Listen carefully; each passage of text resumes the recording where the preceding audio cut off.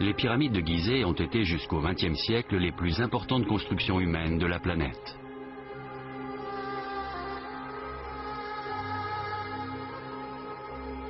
Depuis plus de 4000 ans, elles fascinent et intriguent tous ceux qui ont eu la chance de les contempler.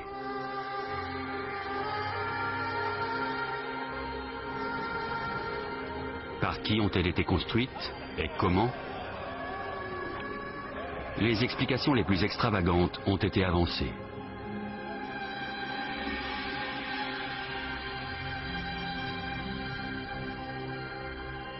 Aujourd'hui, les archéologues sont enfin en mesure de répondre aux questions que l'on se pose depuis des siècles.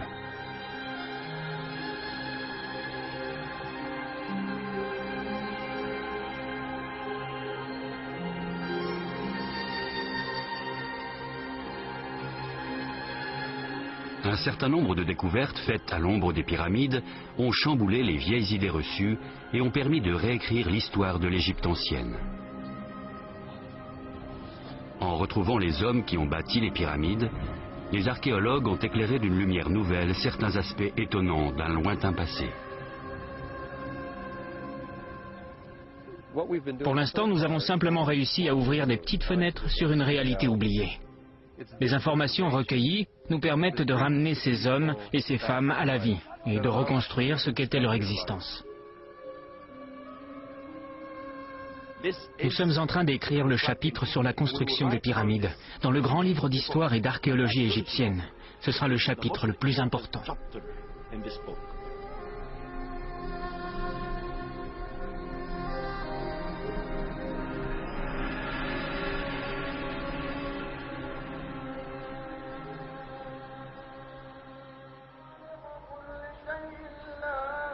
Les trois géantes de Gizeh représentent l'apogée de la civilisation égyptienne des bâtisseurs de pyramides. Elles ont été construites au milieu du 3e millénaire avant notre ère, pendant une période relativement courte, couvrant les règnes de 3 rois. La pyramide de Khéops, la grande pyramide, est la plus haute des 3. C'est également la plus ancienne. Les 2 autres furent édifiées par le fils de Khéops, Képhren, et le fils de ce dernier, Mykérinos. La pyramide de Mykérinos, la plus petite, fut la dernière structure de ce genre construite sur le plateau de Gizeh. Personne ne tenta ensuite de renouveler cet exploit architectural.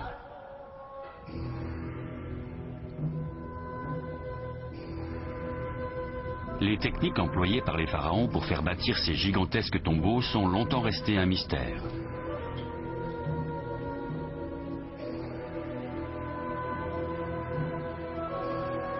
L'Égypte ancienne est essentiellement connue grâce aux informations glanées dans les tombes et les temples pharaoniques retrouvés à la faveur de fouilles. Les chercheurs ont pu reconstituer certains rites, comme la cérémonie destinée à marquer l'emplacement d'une future pyramide.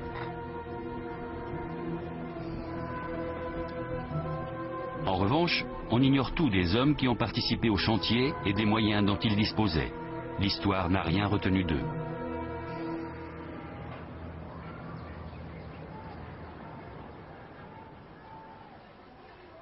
Jusqu'à un passé très récent, les fouilles n'avaient donné aucune indication permettant de savoir qui ils étaient.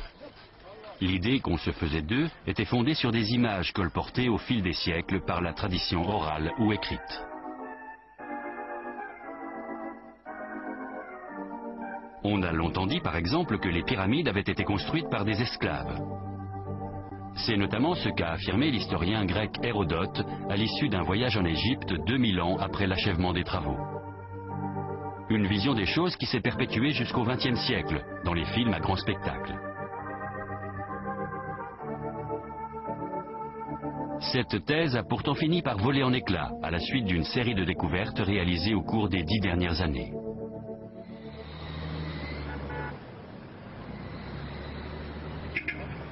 Nazlet El Saman, une modeste commune de la banlieue du Caire, a été l'improbable théâtre d'un événement qui a véritablement révolutionné le petit monde de l'égyptologie.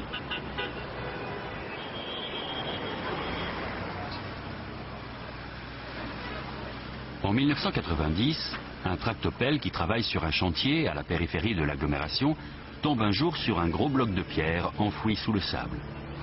Les travaux sont immédiatement arrêtés et une équipe d'archéologues est détachée sur place. Le bloc mis au jour par l'engin provient en fait du mur d'un bâtiment de grande dimension. Après avoir évacué des centaines de tonnes de sable, les archéologues dégagent progressivement les vestiges d'un important village datant du milieu du 3e millénaire avant notre ère.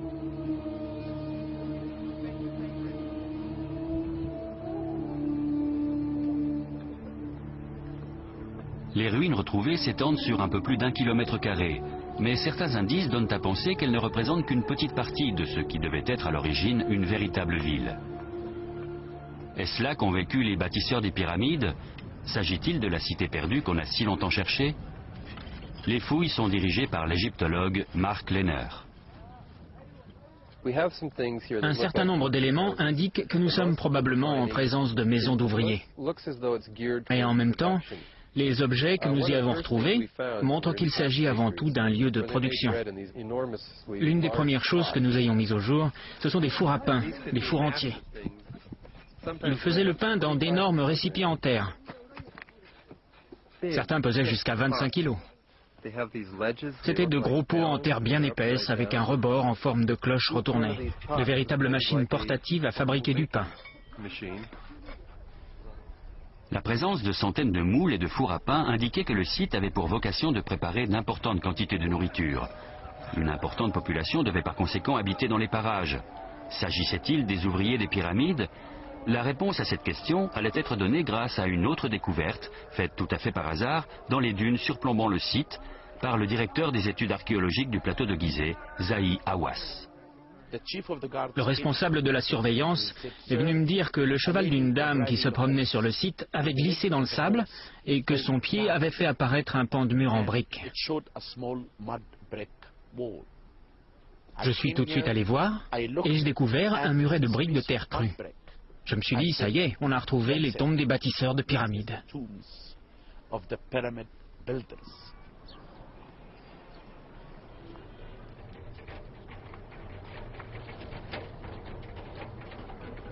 Plus de 600 tombes ont été mises au jour pour l'instant. Elles sont réparties sur 2 niveaux. Les plus simples et les plus nombreuses se trouvent à l'étage inférieur. Elles sont surmontées de caveaux de meilleure facture et plus richement décorés.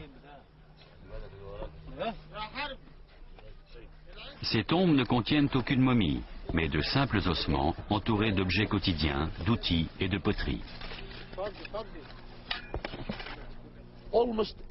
Il ne se passe pratiquement pas une journée sans que nous trouvions une nouvelle tombe, ou une statue, ou un squelette, ou un fragment de poterie. La chance extraordinaire que nous avons sur ce site, c'est qu'il n'a pas intéressé les voleurs des temps antiques, qui n'ont pas jugé utile de piller ce cimetière. Ils ont laissé les tombes intactes, parce qu'elles ne contenaient pas d'or.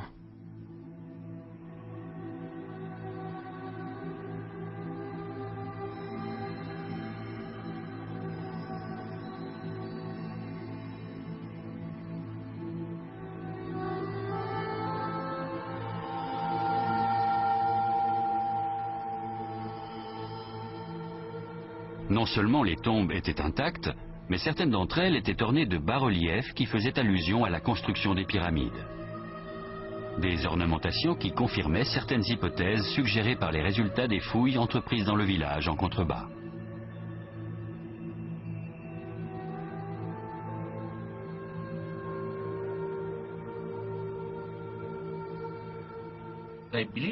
Selon Mark Lehner et ses collaborateurs, ce personnage s'occupait probablement de son vivant de la boulangerie qui a été retrouvée dans le village. Ce bas-relief représente des scènes de la vie quotidienne. Ici, ils brassent de la bière. Là, ils sont en train de cuire le pain. L'identité de ces hommes ne faisait plus aucun doute. Ces tombes étaient bien celles des ouvriers qui avaient construit les pyramides et des artisans qui gravitaient autour d'eux.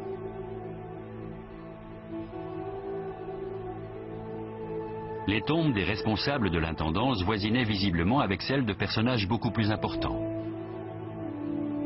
D'après les inscriptions retrouvées sur les parois, les maîtres des divers corps de métier et des différentes parties de l'ouvrage furent inhumés ici. Nous disposons des titres de certains des défunts. Il y avait le responsable de la face ouest de la pyramide, les charpentiers, les décorateurs, l'inspecteur de la construction des tombes, le directeur de la construction des tombes. Tout cela confirme que nous sommes bien en présence des ouvriers et des contremaîtres qui ont édifié les pyramides. Les informations livrées par les tombes et les traces évidentes d'une importante intendance permirent de brosser un tableau un peu plus